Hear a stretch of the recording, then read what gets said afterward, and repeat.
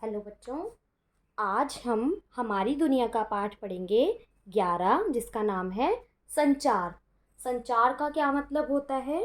जब कोई भी बात हम एक व्यक्ति से दूसरे व्यक्ति तक ठीक है पहुंचाते हैं, उसको हम संचार कहते हैं। ये बातें हम बोलकर भी बता सकते हैं, लिखकर भी पहुंचा सकते हैं। ठीक है, अब इसके बारे में और विस्तार से हम इस पाठ में पढ़ेंगे। गोपी के दादाजी ने एक गाय पाल रखी है। उसके एक बछड़ा है। बछड़ा क्या होता है? गाय का बच्चा।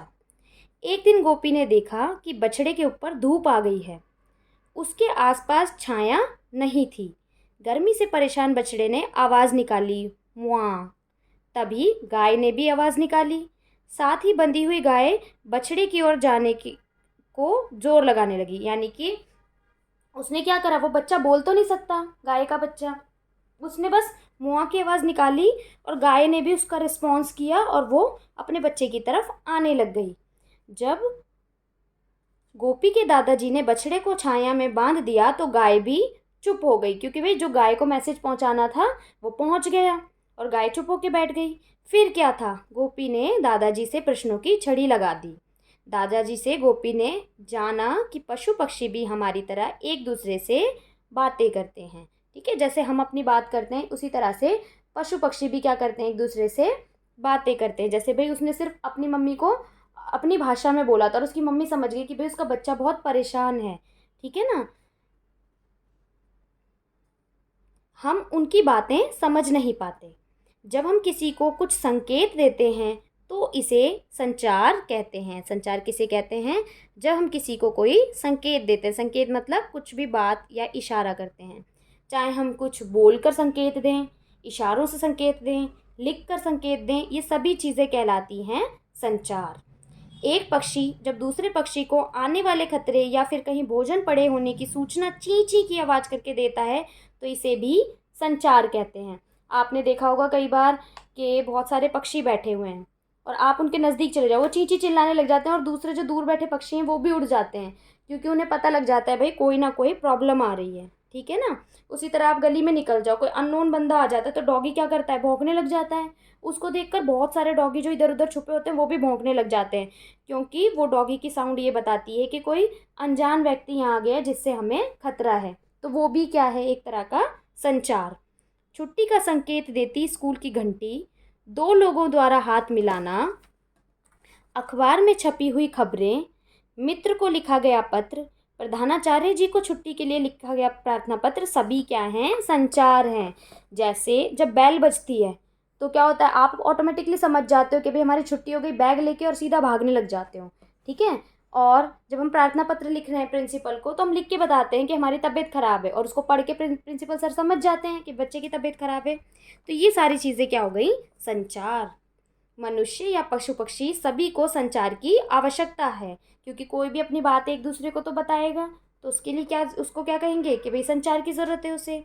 संचार हमारे एक दूसरे से बनते संबंध व रिश्तों का एक माध्यम है, कि इसी से हमारे अच्छे संबंध बनते हैं, हमारे रिश्ते बनते हैं। संचार के बहुत से रूप हैं: भाषण, हाव भाव, इशारे लेखन, टेलीफोन, पत्र, टेलीग्राम, समाचार पत्र, किताबें, पत्र पत्रिकाएं, रेडियो, टेलीविज़न, कंप्यूटर पर इंटरनेट, ये सभी संचार के साधन हैं। कि भाई देखो, संचार तो हो गया हमारी बात दूसरे तक पहुंचाना, लेकिन उसके लिए हम किसी ना किसी माध्यम का तो यूज़ करते हैं ना।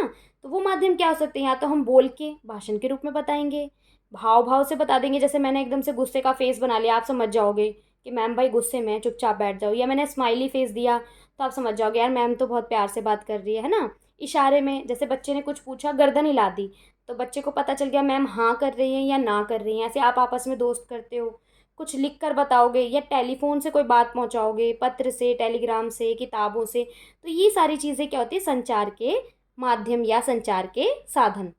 माँ द्वारा तुम्हें जगाने के लिए हिलाना, तुम्हारी वर्दी से पता चलना कि तुम किसी स्कूल में पढ़ते हो, सब्जी बेचने वाले को घर से बाहर लगाई गई आवाज़ भी संचार है। जैसे सब्जी वाला आता है, भाई सब्जी ले लो, टिक्की वाला आएगा, वो अपने क्या करेगा, जो उसकी कढ़ाई होती है प्ले, उस पर क्या करता है, अपना ये बजाता है, तो आपको पता लग जाता है बाहर गोलगप्पे टिक्की वाला आ गया। तो ये भी संचार है। मम्मी सुबह उठाती है, आपको सिर्फ हिलाती है तो आप उठ जाते हो, ये भी संचार है कि मम्मी ने सुबह उठाया। यूनिफॉर्म से पता लग जाता है कि आप भाई कौन से वाले स्कूल में पढ़ते हो। जैसे सीनियर सेकेंडरी स्कूल की यूनिफॉर्म अलग है, प्राइमरी स्कूल की अलग है, तो यूनिफॉर्म से ही आपको पता लग जाता है। ये भी सारी चीज़ें क्या हो गई, संचार। जन्म लेने के बाद बच्चे के रोने के साथ ही संचार की कहानी शुरू हो जाती है। माँ को बच्चे की ज़रूरतों का बच्चे के रोने से ही पता चलता है। जैसे जैसे बच्चा बड़ा हो जाता है, वैसे वैसे अपने आसपास के लोगों से भाषा सीखता है। भाई छोटा बच्चा तो नहीं बोलता ना मम्मी भूख लग रही है, बच्चा रोता है, मम्मी को पता लग जाता है बच्चे को भूख लगी है। कई बार मम्मी को पता लग जाता है भाई बच्चे के पेट में दर्द हो रहा है, बच्चे को पॉटी आई है, मतलब उसके सिर्फ रोने की आवाज़ से माँ को पता लग जाता है मेरे बच्चे को क्या परेशानी है। तो ये सारी चीज़ें भी संचार हैं। बच्चे के मुंह से निकलने वाली गूं गूं गा गा की आवाज़ें माँ माँ पापा में बड़े होते होते बदल जाती है, क्योंकि जैसे जैसे बच्चा लोगों के साथ रहता है उसको बोलना सिखाते हैं, बोलो बेटा पापा मम्मी दादी, तो वो हमसे बातें सुन सुन के भाषा सीखने लग जाता है। शुरू में सिर्फ क्या करता है, वो रोता रहता है, ठीक है। धीरे धीरे बच्चा कितने सारे शब्द बोलना सीखता है। बाद में वर्णों से लेकर लंबे लंबे निबंध आदि सब कुछ लिख लेता है। जैसे आप हो, सबसे पहले क्या था, कुछ बोलना नहीं आता था, बस रोना आता था। फिर उसके बाद धीरे धीरे घर वालों ने बोलना सिखाया, फिर आप स्कूल में आए तो मैम ने आ अनार का कबूतर सिखाया, फिर दो अक्षर के शब्द, ऐसे करते करते अब आप पूरी हिंदी की बुक समझ लेते हो। अब जैसे मैं बुक पढ़ा रही हूँ, आप रीडिंग करके समझ जाओगे पूरी स्टोरी, है ना। तो ये सब चीज़ें क्या है, बच्चा धीरे धीरे उम्र बढ़ने के साथ साथ सीखता जाता है। हमारे पूर्वजों द्वारा निकाली गई सबसे पहली आवाज़ खुशी या दर्द की थी। युद्ध में योद्धाओं की चीखें दर्द का, और जानवरों के शिकार में शिकारियों की आवाज़ें खुशी का संचार रूप थी। अब मान लो कई बार होता है क्लास के अंदर कुछ चीज़ मैं लेके आऊँ, मान लो मैं आपको चॉकलेट बांटने के लिए आई हूँ, सारे बच्चे चिल्लाएंगे ओए, तो सिर्फ इस आवाज़ से पता चल जाएगा कि भाई बच्चे कितने खुश हैं। तो आवाज़ से भी हम खुशी दुख का पता लगा लेते हैं, तो ये भी एक संचार का रूप है। जब प्राचीन समय में वर्ण नहीं थे, संदेश भेजने के लिए चित्रों का प्रयोग किया जाने लगा कि भाई एक से दूसरी बात पहुंचाते, ड्राइंग बना के भेजते थे। गुफाओं में चित्र बनाए जाने लगे। आज भी आप देखोगे पुरानी पुरानी गुफाएं, उनमें चित्र होते हैं। सबसे पहली गुफा चित्रकारी लगभग 40,000 साल पहले वर्ष पुरानी है। ये चित्रकारी ऑस्ट्रेलिया, नामीबिया और फ्रांस में पाई गई है। फ्रांस के लेस्को में पाए गए गुफा चित्र लगभग 20,000 साल पुराने हैं। शिकार को दर्शाते ये चित्र रंगीन हैं।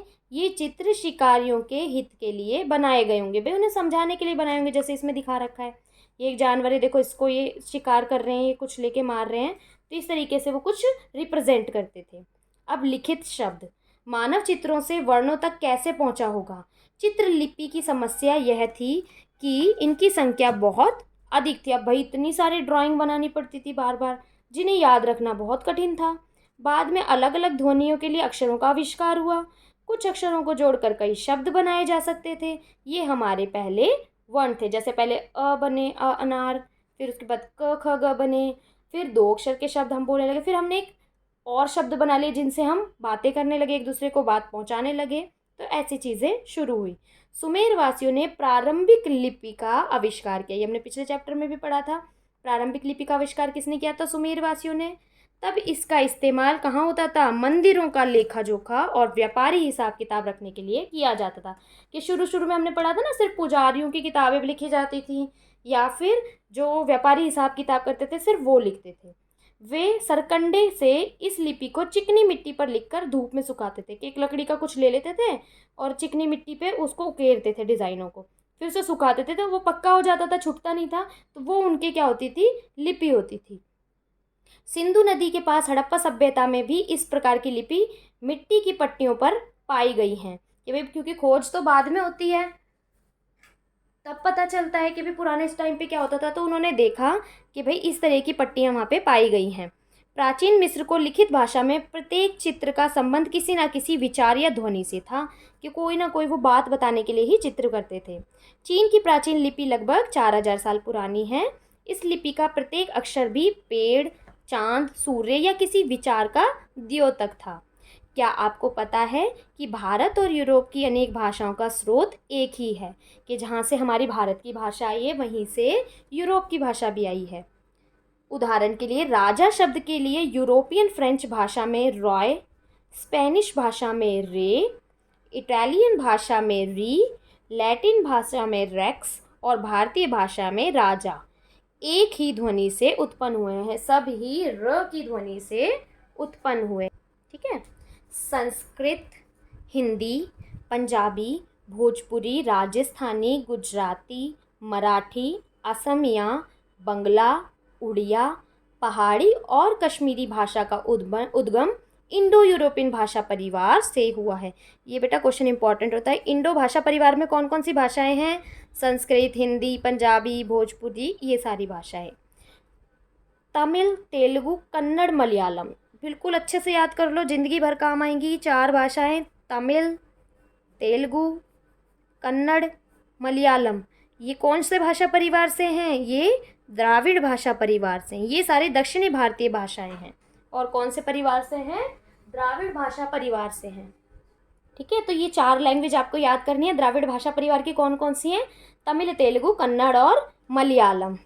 भारत के उत्तर पूर्वी राज्य जैसे कि मिजोरम, मणिपुर, नागालैंड, त्रिपुरा, मेघालय आदि भाषाओं का संबंध सिनो तिब्बती भाषा से है।